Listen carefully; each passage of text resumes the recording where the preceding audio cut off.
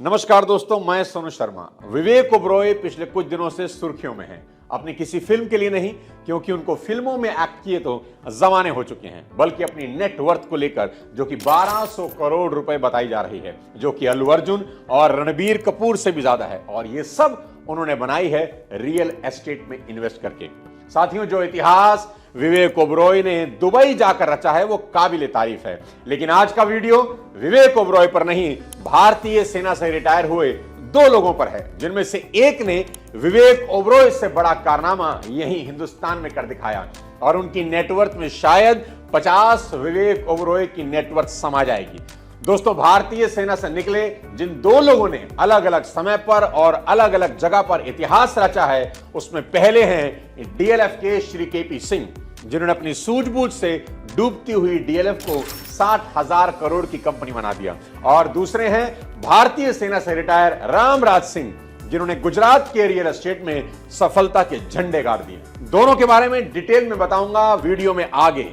आज बताऊंगा कि क्यों लंदन से ज्यादा महंगा हरियाणा का गुरुग्राम हो गया है, जहां अभी ऋषि पार्थी ने 190 करोड़ का एक फ्लैट खरीदकर पूरे देश के होश उड़ा दिए। आज का ये वीडियो रियल एस्टेट का यूट्यूब पर अब तक का सबसे बड़ा और धमाकेदार वीडियो होने जा रहा है। बहुत शॉर्ट में आपको यह भी बता दूंगा कि बेहद कम इन्वेस्टमेंट में भी आप रियल एस्टेट में बहुत बड़ा पैसा कैसे कमा सकते हैं। इसलिए इस वीडियो को आखिरी तक देखिए और अगर आप चैनल पर नए हैं तो सब्सक्राइब करके बेल आइकन जरूर दबा दें, ताकि मेरी कोई अगली वीडियो आपसे मिस ना हो। दोस्तों, रियल एस्टेट वो खेल है जहां पैसा वही कमाता है जिसे उड़ती चिड़िया पर निशाना लगाना आता हो। और इस खेल में अगर जीतना है तो निशाना वहां नहीं लगाते जहां चिड़िया बैठी है, बल्कि वहां निशाना लगाते हैं जहां चिड़िया बैठने वाली है। यानी हाई डिमांड वाली इमर्जिंग मार्केट की बजाय लो डिमांड वाली फ्रंटियर मार्केट में पैसा लगाने की कला सीखनी होगी। रियल एस्टेट की दुनिया में इस इन्वेस्टमेंट स्ट्रेटेजी को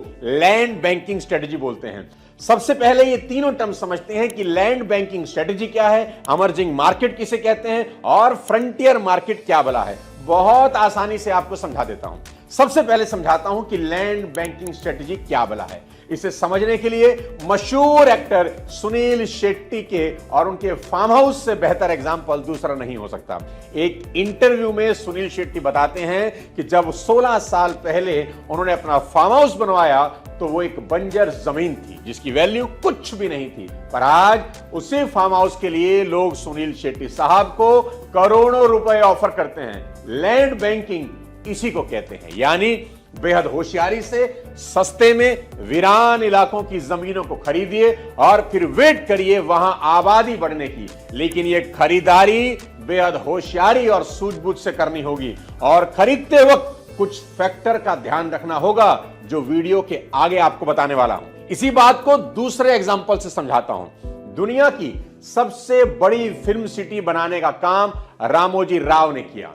रामोजी राव साउथ इंडस्ट्री के एक मीडिया टाइकून थे। रियल एस्टेट से दूर दूर तक कोई नाता नहीं था, पर उनका सपना था दुनिया की सबसे बड़ी फिल्म सिटी बनाने का। पर उनके सामने दो दिक्कत थी। पहली तो ये कि हैदराबाद जैसी डेंसिटी में इतनी बड़ी जमीन एक साथ मिलना मुश्किल था। मिल भी जाती तो शायद कीमत बहुत ज्यादा होती। ऐसे में रामोजी की नजर हैदराबाद शहर के किनारे उन जमीनों पर पड़ी जो शहर से बहुत दूर होने की वजह से बेकार मानी जाती थी। ये जमीनें इतनी बेकार थी कि इन पर खेती भी नहीं हो सकती थी। रामोजी राव ने बेहद सूझबूझ से 2000 एकड़ जमीन बेहद सस्ते दामों में खरीदी और वहां फिल्म सिटी बना दी, जहां अब तक 8000 से ज्यादा फिल्मों की शूटिंग हो चुकी है। हाल ही में बॉक्स ऑफिस पर तूफान मचाने वाली पुष्पा 2 हो या राजमौली की बाहुबली और आरआरआर या शाहरुख खान की दिलवाले, सबकी शूटिंग इसी फिल्म सिटी में हुई। एक वक्त था जब कोई इस जगह झांकने भी नहीं आता था, पर आज हर साल 15 लाख टूरिस्ट फिल्म सिटी घूमने आते हैं और कल की इस बंजर जमीन की आज की जो कीमत है वो है 20,000 करोड़।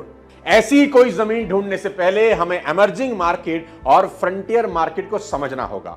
इमर्जिंग मार्केट उस एरिया को कहते हैं जो ऑलरेडी डेवलप हो चुका है, जैसे कि मेरे बगल का गुरुग्राम। यहां तो एक फ्लैट ही 190 करोड़ का बिक रहा है। आम आदमी यहां इन्वेस्ट करने की सोच भी नहीं सकता।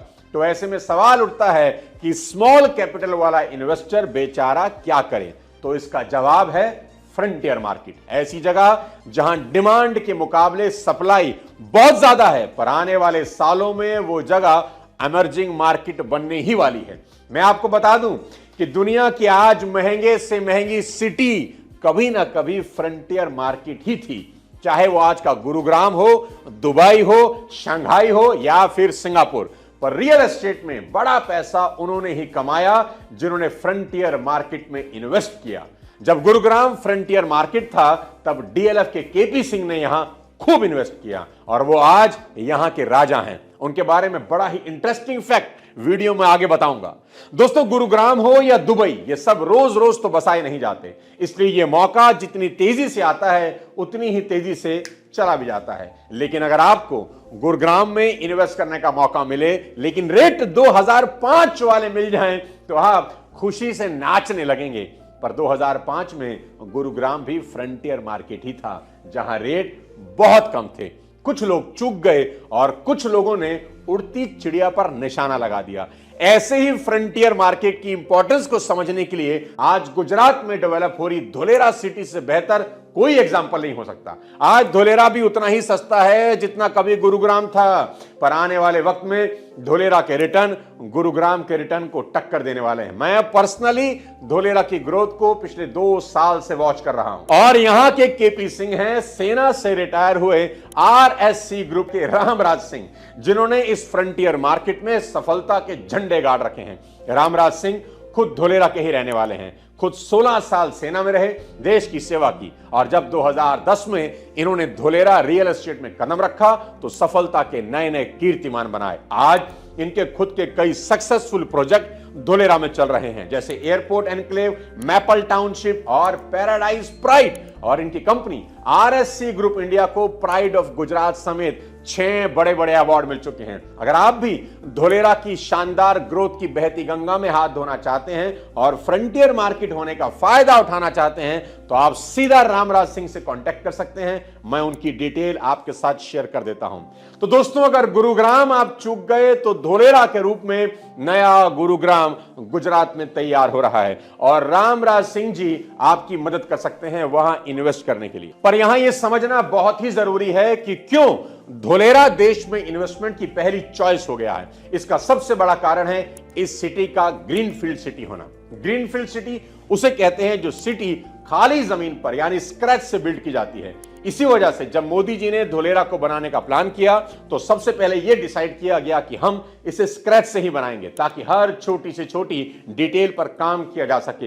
इंटरनेशनल एक्सपर्ट की एक टीम सिर्फ इसी काम में लगी है कि कैसे धोलेरा को ज्यादा से ज्यादा एडवांस, हाईटेक, कन्वीनियंट और स्मूथ बनाया जाए।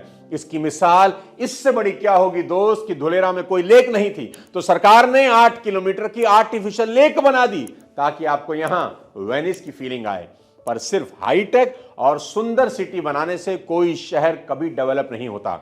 इसके लिए 4 चीजें चाहिए: location, connectivity, economy and government support. ये वो 4 निशानियां हैं जिससे आप फ्रंटियर मार्केट की पहचान कर लेंगे, क्योंकि दुनिया में जब भी कोई नया शहर बसाया गया तो उस शहर में इन्हीं 4 पॉइंट्स को ध्यान में रखकर प्लान किया जाता है, चाहे दुबई हो, शंघाई, लास वेगास या सिंगापुर।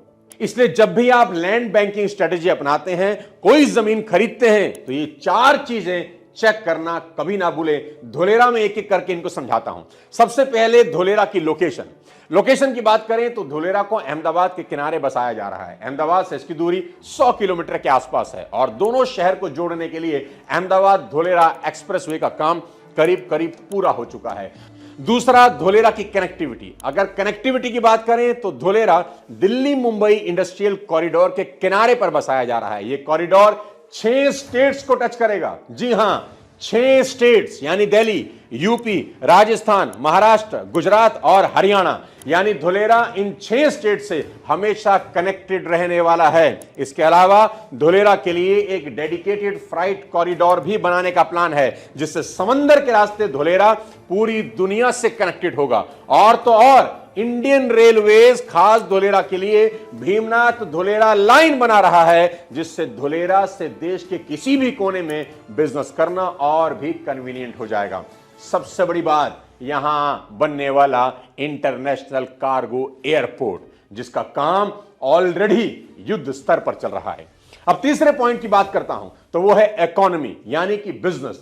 दोस्तों, दुबई में जब तेल निकला तो वहां के राजा शेख राशिद ने तेल के पैसों को रियल एस्टेट में झोंक दिया, क्योंकि उनको पता था कि किसी भी शहर की इकोनॉमी के लिए बिजनेस सबसे ज्यादा जरूरी होता है। और इसके लिए धोलेरा को एक बिजनेस मैन्युफैक्चरिंग हब के तौर पर प्लान किया गया है। यहां प्लग एंड प्ले का सिस्टम है। यूं समझिए कि धोलेरा बड़ी बड़ी कंपनियों के लिए पीजी की तरह है, पेइंग गेस्ट की तरह है। जैसे एक पेइंग गेस्ट होता है ना, जिसको कुछ नहीं करना होता, वो आता है और घर में रहने लग जाता है, ऐसे ही देश की कंपनीज को खुद से कुछ करने की जरूरत नहीं होगी। सब कुछ यहां ऑलरेडी रेडीमेड मिलेगा, कंपनियों को बस आकर अपना काम शुरू करना है। इसी कड़ी में कुछ दिन पहले धोलेरा में टाटा ने देश का पहला सेमीकंडक्टर फैब्रिकेशन चिप की फैक्ट्री लगा दी। किसी भी शहर में अगर एक बड़ी कंपनी आ जाए तो देखा देखी बाकी भी आने लगती है, और इसका नजारा धोलेरा में दिखने लगा है।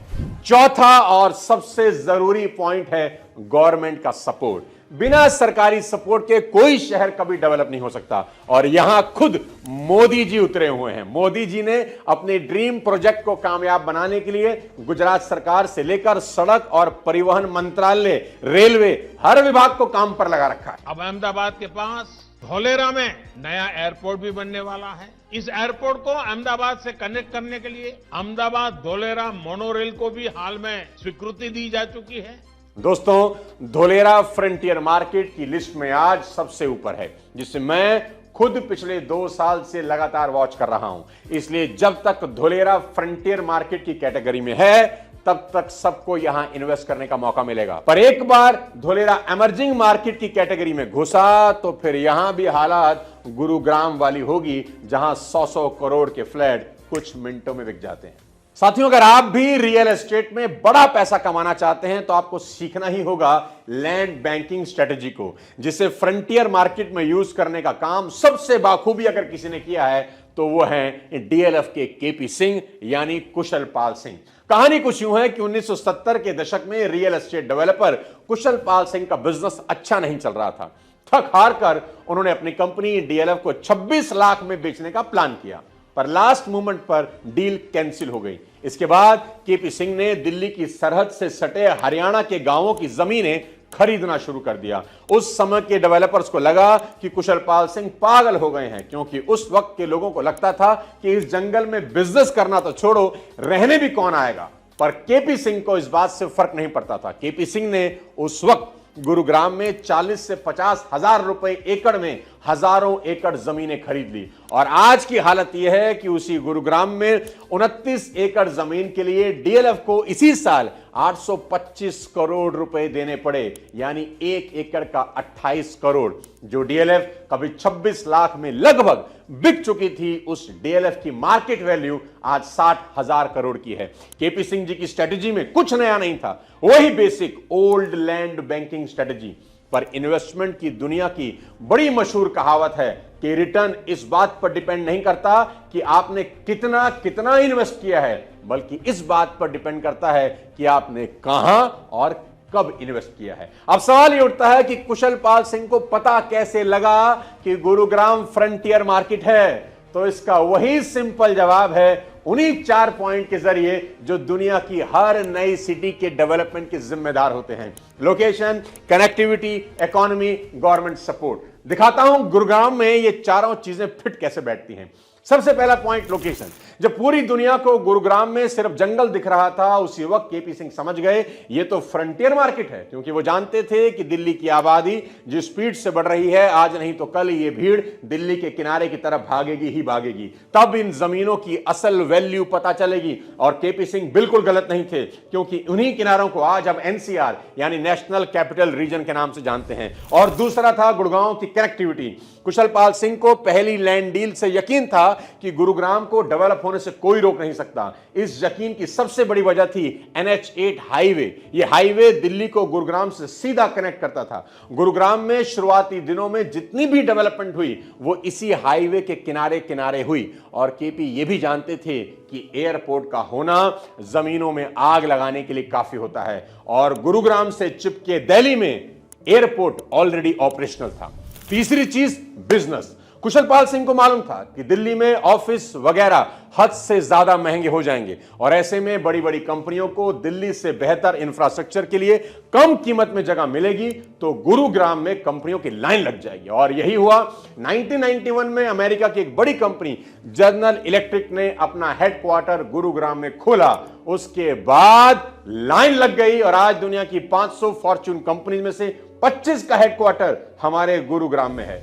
चौथी सबसे जरूरी चीज गवर्नमेंट सपोर्ट। कुशल पाल सिंह का एक जंगल को मिलेनियम सिटी बनाने का प्लान कभी सफल नहीं होता अगर उन्हें पूर्व प्रधानमंत्री राजीव गांधी और हरियाणा की सरकार का सपोर्ट ना मिलता। इसके अलावा हरियाणा की गवर्नमेंट ने गुरुग्राम को बसाने के लिए बाकायदा एक डिपार्टमेंट बनाया, हरियाणा अर्बन डेवलपमेंट अथॉरिटी, यानी अपना हुड्डा। एक तरह से यह कहना गलत नहीं होगा कि कुशल पाल सिंह की इन्वेस्टमेंट को ज्यादा रिटर्न दिलाने के लिए पूरी हरियाणा सरकार लगी हुई थी, क्योंकि फायदा सरकार का भी था, जनता का भी और थोड़ा बहुत कुशल पाल सिंह का भी। दोस्तों, बीते सालों में रियल एस्टेट के सेक्टर में कुछ ऐसी ही once in a life time opportunities create हुई जिससे सही वक्त पर पहचानना जरूरी है। और अगर इन्वेस्ट नहीं किया तो अगली पीढ़ियों को आप भी बस यही बताते रह जाएंगे कि बेटा ये 2 करोड़ की जमीन मुझे 2 लाख में मिल रही थी, काश खरीद ली होती। पहले खरीदी नहीं और आज खरीद नहीं सकते। जमीन की इन्वेस्टमेंट दुनिया की सबसे सेफ और अच्छी इन्वेस्टमेंट है, जरूर करिएगा, क्योंकि धरती पर सबसे बड़ी इन्वेस्टमेंट धरती ही है। और अगर मौका लगे तो एक बार धोलेरा घूमकर रामराज सिंह से मिलकर आएं। अगले किसी और वीडियो के साथ जल्द आपसे मुलाकात करता हूं, तब तक अपने स्वास्थ्य का ध्यान रखिए। Thank you so much. जय हिंद।